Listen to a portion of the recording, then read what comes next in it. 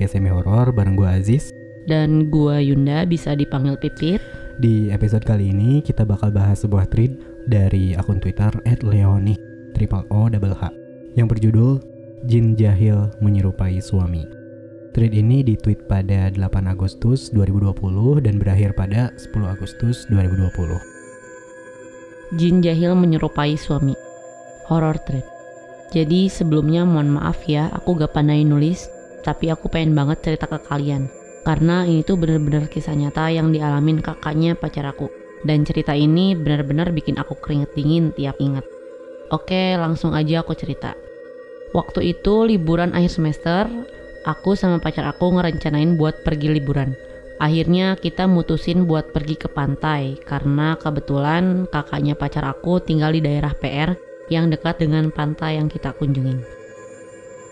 Akhirnya kita berangkat dari rumah jam 8 pagi dan sampai jam 12 siang. Itu untuk pertama kalinya aku ketemu Teh Mimi, kakaknya pacar aku. Orangnya baik banget dan cepet akrab. Ini Leo ya? Abi sering banget loh nyerita tentang kamu ke Teteh, kata Teh Mimi. Aku hanya cengengesan campur malu. Teh Mimi ini tinggal sama suami dan 3 anaknya. 2 perempuan, 1 laki-laki. Anak pertama Neng, kelas 2 SD. Kedua yang laki-laki namanya Babang, kelas 1 SD. Dan yang ketiga paling kecil, umur 3 tahun, namanya Ae. Tempat tinggal Teh Mimi di perumahan, berseberangan dengan jalan raya dan pantai. Suasana di perumahan sangat sepi. Dan aku tanya, "Teh, kok sepi banget ya di sini? Tapi enaknya gak kayak di kota, berisik." Di sini emang sepi, kebanyakan yang tinggal di sini orang Korea yang kerja di perusahaan X. Teteh juga jarang pisan keluar, paling keluar kalau mau ke pasar aja, di rumah aja sama anak-anak. Kalau suami gak kerja di sini, Teteh gak akan mau, soalnya gak ada teman Teteh di sini, jawab Teh Mimi. Sorenya aku menghabiskan waktu di pantai dengan mereka dan pulang pas waktu maghrib.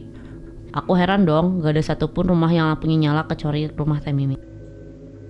Posisi rumah dari pantai tinggal menyeberangi jalan raya, masuk jalan kecil sedikit. Rumah berbaris tapi gak terawat gitu. Sampai di pagar banyak lumut, tanaman liar, saking gak ada yang rawat karena pemiliknya lagi pulang ke Korea. Lanjut Jis. Di rumah setelah makan malam, pukul 9, Teh Mimi, "Le, kamu tidur di kamar depan ya sama Neng sama Ae, biar Babang sama Teteh. Kayaknya suami Teteh gak akan pulang hari ini. Untung ada kamu sama Abi. Abi biar tidur di tengah aja." Aku mengangguk dan pergi ke kamar depan. Di kamar, Neng dan Ae sudah tertidur. Kayaknya Teh Mimi kecapean karena udah masak makan malam dan emang seharian. Ae rewel banget, gumamku. Suasana di kamar panas banget. Akhirnya aku nyalain AC. Aku gak bisa tidur saking panasnya. Walaupun AC itu udah aku nyalain. Aku gak bisa tidur dan ngerasa bosan. Akhirnya aku pergi ke ruang tengah. Abi udah tidur tapi TV masih menyala. Aku bangunin Abi. "Bi, bangun. Aku gak bisa tidur." Abi turun dari sofa ke karpet. "Ya udah, kamu tidur di sofa aja." Abi langsung terlelap. Aku coba ngerebahin badan di sofa. Aku cuma lihat ke atas, merhatiin kipas angin. Tiba-tiba, prak! Aku benar-benar kaget, alias ratu jantung aing ngageber. Motor kali ya? Alias ratu jantung aing ngageber. Aku coba periksa ke dapur. Dari arah toilet ke dapur, ada bayangan ngeblesat kencang. Ngeblesat. Bayangan itu warna hitam. Ngeblesat itu apa? Takut ada gak ngerti, Pak. Kayak sekelebat, sekilas gitu. Iya. Sekelebat. Set. Tuh. Lanjut. Bayangan itu warna hitam, kayak gitu. Aku langsung lari bangunin Abi. "Iya, apaan sih, rusuh banget." Aku narik napas dan menenangin diri sendiri. "Gak apa-apa Bi, tadi aku udah dari air terus lari-lari." Aku gak cerita ke Abi. Tapi Abi bilang tadi ada tikus kali ya. Soalnya pas aku tidur ada suara brak itu dari dapur. Aku cuma diem. "Ya udah kamu tidur. Aku gak bakal tidur sebelum kamu tidur." Aku mulai ngerasa ngantuk dan tenang karena Abi nggak tidur. Dia heboh sendiri karena main game, jadi rasa takutku udah hilang. Pagi jam 7 aku kebangun. Aku pergi ke dapur karena terdengar suara Ae nangis minta susu, sedangkan Teh Mimi sedang masak. Dan aku coba gendong Ae. Akhirnya Ae tenang. Teh, Abi kemana ya? Teteh suruh dia beli gas ke pasar, takutnya ntar gasnya habis. Aku mengangguk. Ae sudah tertidur. Aku tidurkan Ae ke kamar dan aku kembali ke dapur. Teh Mimi menyuruhku makan. Aku dan Teh Mimi makan bersama. Teh, Adidi kapan pulangnya ya? Kok Leo belum lihat? Jarang pulang si Amah, paling 3 hari sehari. Gimana tuh 3 hari sehari? Salah typo. Jarang pulang si Amah, paling 3 kali sehari. Minum obat. Minum obat tajim.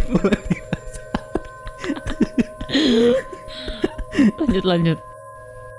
Jarang pulang si Amah, paling 3 hari sekali. Le, Teh Mimi mau cerita. Mau cerita.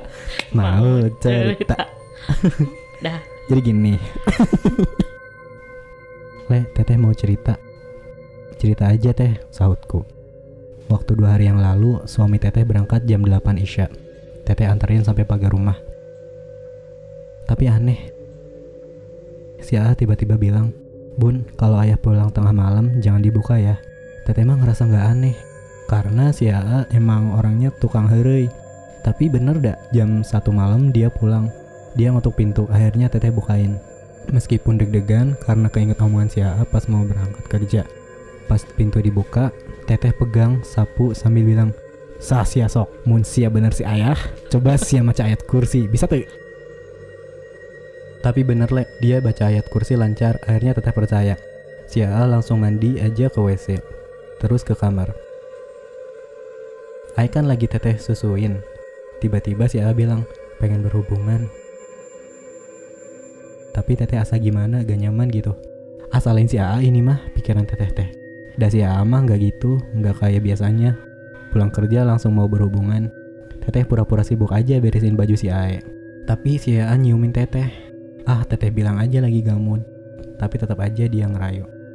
Teteh berbaring di kasur, ngebelakangin dia. Teteh tetap bilang gak mau. Teteh liatin aja si A. Tapi dia tiba-tiba jadi hitam dan tinggi banget. Sampai si kakinya ngelangkahin pagar besi sama pohon rambutan yang di depan rumah itu. Teteh shock banget dan pingsan di situ. Sadar-sadar, Teteh udah tidur di depan pintu aja. Dibangunin si A. Teteh bilang, "Ayah malam pulang gak?" Kata si A, "Enggak Bun, ini ayah baru datang. Ari bunda kenapa tidur depan pintu?" Teteh ceritain kejadian semalam ke si A. Dan alhamdulillahnya Teteh pas diajak berhubungan Teteh gak mau. Aku mikir dong, jangan-jangan yang malam di dapur itu. Oke, lanjut ke cerita Teh Mimi. Teteh sebenarnya orang yang gak percaya sama hal begituan, Le. Kamu tahu sendirilah, Teteh di rumah cuma sama anak-anak. Mana sih jarang pulang. Tapi semenjak itu Teteh percaya. Aku hanya mengangguk. Tadinya aku mau ceritain kejadian semalam ke Teteh. Tapi aku gak tega, takutnya si Teteh makin takut. Minggu lalu ada yang pindahan ke sebelah Teteh, namanya Bu Tita. Teteh seneng ada tetangga, sekarang gak bakal sepi. Teteh pas sore nyapu di depan, ada mobil nurunin barang-barang. Terus Teteh nyapa kenalan sama Bu Tita ini. Teh Mimi, "Assalamualaikum Bu, baru pindah ke sini ya?" Waalaikumsalam. Iya nih Bu, soalnya suami saya kerja di perusahaan X biar gak bolak-balik. Jauh soalnya kita dari kota S. Wah, sama dong Bu, suami saya juga kerja di sana. Saya juga asli orang kota S. Nanti malam main kesini atuh kalau udah beres-beres. Malamnya dia gak dateng Le, kayaknya lagi sibuk beres-beres. Tapi malam berikutnya dia datang ke rumah Teteh jam 9-an. Bu Tita, Bu maaf ya, saya baru kesini. Soalnya sibuk beres-beres rumah. Teh Mimi, iya gak apa-apa Bu. Kalau bete di rumah sendiri, kesini aja gak usah sungkan ya. Teteh sama Bu Tita makan bareng. Pas Teteh lagi makan di ruang tengah sama Bu Tita, anak-anak udah tidur di kamar depan. Tapi tiba-tiba Ae keluar dan tidur di depan pintu luar. Padahal di luar gelap banget. Teteh pindahin Ae ke dalam, tapi Ae malah nangis kejer. Dikasih susu gak mau, digendong gak mau, cuma nunjuk-nunjuk ke pintu. Bu Tita, Coba biarin aja. Mungkin kepanasan, dia pengen tidur di depan pintu. Tuh lihat, keringetan gitu. ya udah Teteh nyerah Le karena Ae gak berhenti nangis. Teteh lepasin dari pangkuan Teteh dan dia lari ke depan pintu luar. Dia tiduran di teras dekat pintu. Teteh lanjut makan. Pas Teteh udah selesai makan, Teteh lihat Ae udah tidur. Bu Tita, Tuh kan, tidur. Enak kali di situ adem, ada angin sepoi-sepoi. pas Ae tidurnya udah lelap, Teteh pindahin ke kamar depan. Teteh dan Bu Tita lanjut ngemil sambil nonton TV. Bu Tita, Wah, enak ya di sini. Tetangganya baik-baik banget, suka nanya. Di sini rame banget, banyak anak-anak main malam pada lari-larian sekitar rumah. otomatis Teteh langsung merinding. Bu, sadar di perum ini cuma kita berdua, gak ada tetangga lain, gak ada anak-anak lain selain anak saya. Bu Tita langsung meluk Teteh, bener-bener jantung Bu Tita ngagedeber. Ngageber, meren. Meren deg-degan meren ya Kayak gitu. Dia keringetan dingin. Bu Tita kayak mau nangis gitu, suaranya gemeter. Kata Bu Tita, terus yang nanya saya di depan siapa? Ibu-ibu yang seberang rumah kita siapa? Dia suka gendong anak di luar kalau malam. Katanya di dalam gerah sering banget saya sapa Bu. Teteh bener-bener merinding. Teteh bilang ke Bu Tita, Bu, rumah yang di seberang kita semuanya kosong Bu, penghuninya orang Korea. Dan mereka udah berbulan-bulan gak kesini, rumah itu kosong. Bu Tita nangis, di situ dia benar-benar ketakutan, dia gak berani pulang. Akhirnya kita tidur bareng anak-anak di kamar depan. Keesokan harinya Bu Tita langsung beres-beres rumah. Pagi juga Bu Tita pamit ke Teteh. Nah, Bu Tita ini cerita dulu ke si Teteh. Dari awal perasaan saya nggak enak Bu pas mau pindah ke sini. Sebelum saya pindahan ke sini, saya mimpi. Teh Mimi, mimpi apa Bu? Saya mimpi pas saya datang ke rumah ini, saya kayak disambut pakai red carpet. Terus saya ke ruang tengah. Di situ ada pocong gede banget terlentang. Sumpah pas ngetik ini aing merinding guys. Aing merinding. Aing merinding goblok. Tapi saya langsung baca ayat kursi. Dan perlahan pocong itu mengecil dan menyusut lalu menghilang. Saya pikir itu cuma mimpi. Tapi gak nyangka saya bakal ngalamin kayak gini. Saya mau pindah aja Bu. Teteh sama Bu Tita pelukan. Akhirnya Teteh kesepian lagi, gak punya tetangga. Sorenya si A pulang. Pas malam anak-anak udah tidur.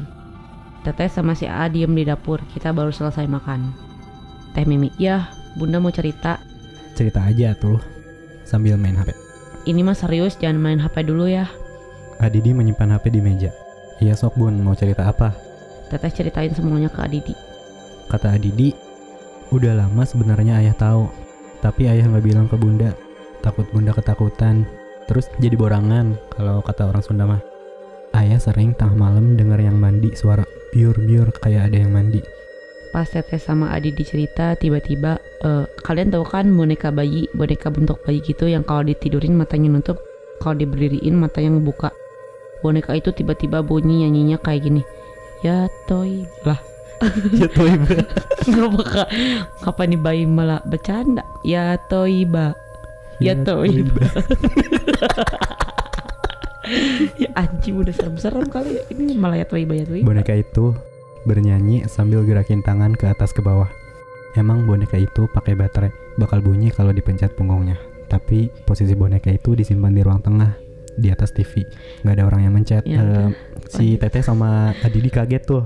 Akhirnya Adidi nelpon temennya. Kebetulan temennya Ustadz. Ustadznya datang ke rumah dan dibacain ayat suci Al-Quran. Ustadz bilang, boneka ini semua penyebabnya jin masuk ke sini. Teteh sama AA bungkus boneka itu dan simpen di gudang. Kata ustadznya, boneka itu harus dimasukin ke kotak atau dibungkus pakai plastik. Sembunyiin di tempat yang aman. Akhirnya si Teteh dan Adidi bungkus boneka itu dan disimpan di gudang. Posisi gudang percis di samping toilet deket dapur. Sekalian jangan majang foto sama apa aja yang menyerupai benda hidup.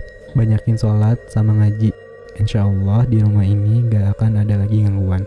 Si Leo melirik ke arah pintu gudang Teh Mimi. Kenapa Le? Jangan takut, sekarang mah udah aman. Iya Teh, salut aku sama Teteh benar-benar pemberani. Kenapa Teteh nggak pindah aja sih? Di sini benar-benar sepi loh tempatnya.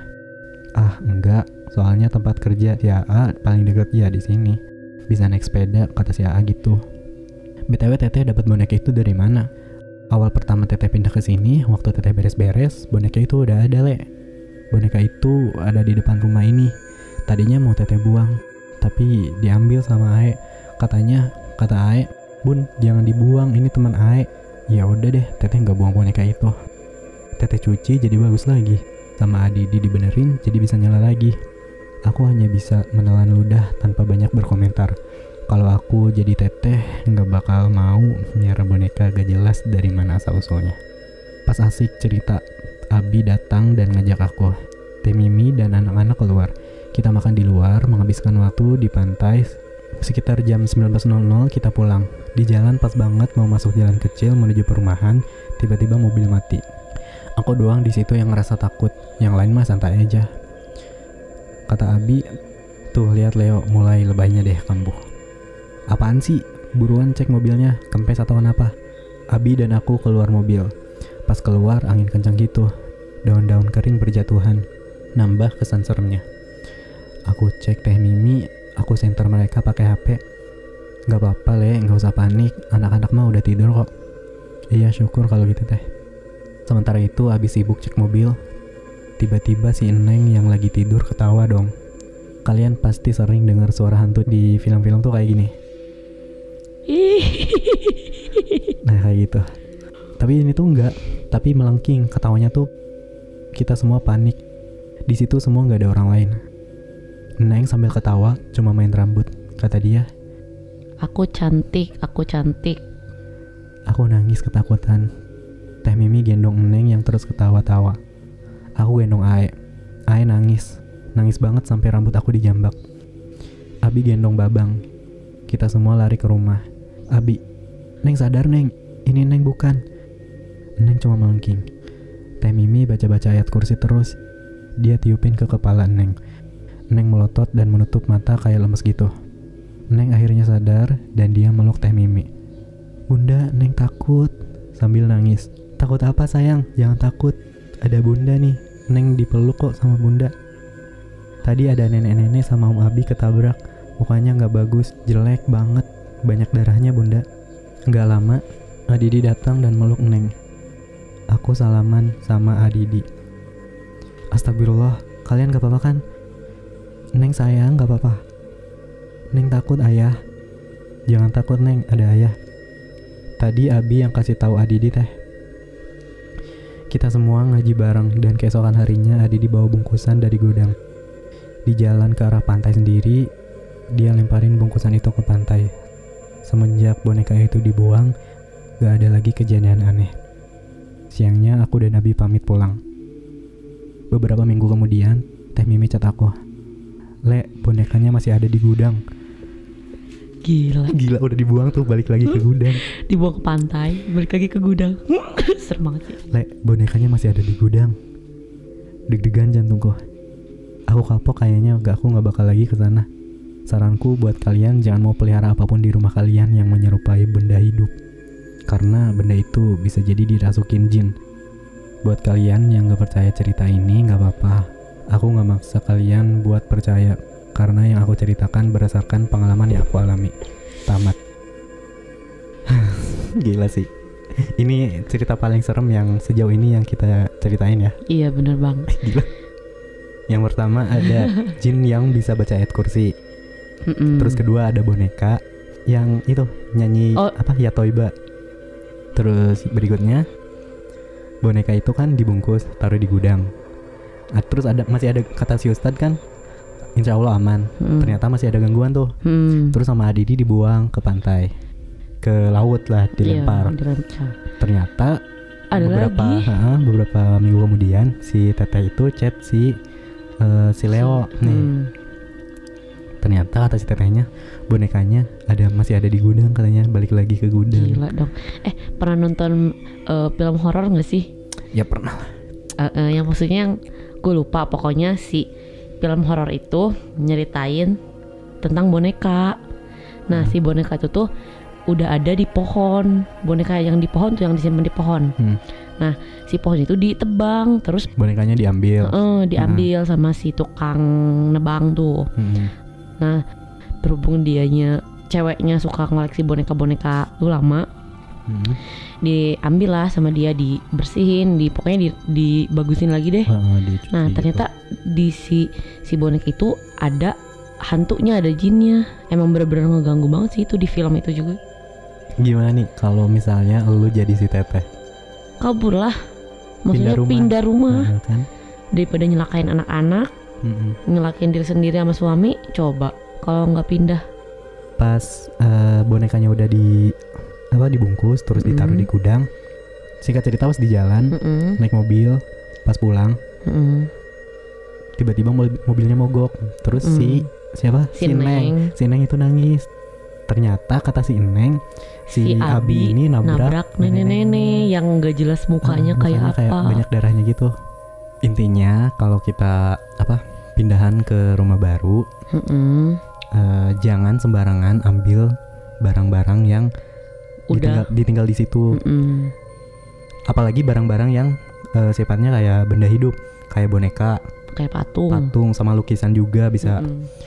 Terus biasanya kan kalau di kita ada tradisi nih, kalau mau nempatin rumah baru ada yang diazanin, terus solawatan sama yasinan. Kayak ngaji yasinan gitu. Pokoknya intinya selamatan, intinya selamatan. Syukuran gitu. Terus jangan lupa juga di rumah itu sering-sering disolatin, terus kayak ngaji juga. Jangan dipakai buat kegiatan-kegiatan yang nggak ada faedahnya gitu. Kalau menurut gue sih. Terus kalau misalnya di Muslim nih, emang kalau misalnya ada patung-patung yang hampir banget mirip, kayak ada tangannya sampai ke kukunya, sampai ke pokoknya lengkap semua anggota badannya, itu pasti diisi sama hal-hal yang kayak gitu. Soalnya yang bikin malaikat nggak pengen masuk tuh ada patung-patung itu loh. Kayak foto juga bikin sebenarnya sebenarnya iya, foto-foto kita pribadi tuh, foto keluarga. Nah yang lengkap emang bener-bener sama jarinya, sama wah pokoknya kelihatan banget dari atas sampai bawah, kelihatan banget jelas lekukannya pokoknya kayak gitu. Terus kayak ingat nggak guru ngaji kita dulu bilang kalau kita punya bikin sesuatu kayak patung atau gambar, nanti di akhirat dia bakal nagih nyawa ke kita. Ih serem banget gak sih? Itu sih kalau dari kita. Langsung aja ya buat kalian yang pengen ceritanya kami share atau kami bahas, jangan lupa boleh kirim DM ke Instagramnya di @podcast_semi-horror melalui ketikan ataupun voice note. Boleh voice note juga kalau kalian malas ngetik.